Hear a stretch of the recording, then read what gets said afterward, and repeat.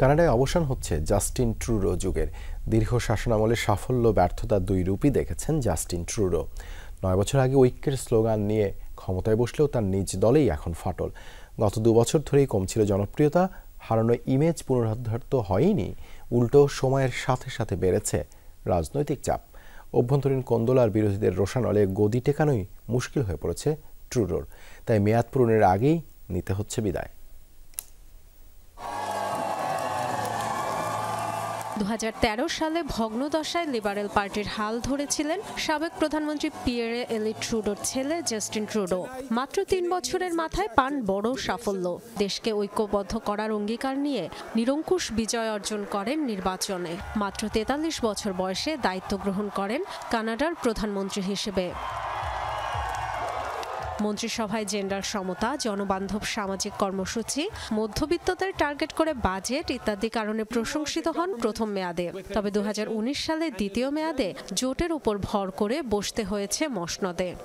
তার এই হঠাৎ করে পদত্যাগ করা এবং পার্টি থেকে পদত্যাগ করা, এটা কানাডার জন্য খুব একটা ভালো হবে কিনা এখনো বলতে পারছি না। তবে বাঙালি কমিউনিটির জন্য এটা খুব ক্ষতির একটা কারণ হয়ে গেল। মূল কারণটা অর্থনীতি, মুদ্রাস্ফীতি, আবাসন সংকট, প্রচুর পরিমাণ বিদেশি টুরিস্টকে নিয়ে আসা এবং ইউক্রেন রিফিউজি, নানা কারণে ওনার জনপ্রিয়তা এমনি কম ছিল। করোনা পরবর্তী টালমাটাল পরিস্থিতি কোনো মতে সামলে নিলেও গত 2 বছর ধরেই কমছিল ট্রুডোর জনপ্রিয়তা। আবাসন ও দ্রব্যমূল্য নিয়ে তীব্র ক্ষোভ তৈরি হয়েছে সাধারণ মানুষের মধ্যে। এরই মধ্যে খরার ঘা ডোনাল্ড ট্রাম্পের শুল্ক হুমকি, যা মোকাবেলায় গ্রহণযোগ্য কোনো পরিকল্পনা দেখাতে পারেননি ট্রুডো। এমন পরিস্থিতিতে বিরোধীদের রোষানলে পড়ার পাশাপাশি নিজ দলেও নজিরবিহীন চাপের মুখে পড়েন 53 বছর বয়সী ট্রুডো। জোটের তরফ থেকেও অনাস্থা ভোটের হুমকি দেয়া হয়। 9 বছরের শাসনামলে এমন টানাপোড়েনে পড়তে হয়নি তাকে। সব মিলিয়ে পরিস্থিতি যেদিকে গড়ায়, ট্রুডোর সরে দাঁড়ানো ছিল কেবল সময়ের ব্যাপার। তাই সোমবার অটোয়ার সংবাদ সম্মেলনে তার পদত্যাগের ঘোষণায় ছিল না বড় কোনো চমক। বন্ধুরা, আপনারা জানেন আমি একজন যোদ্ধা।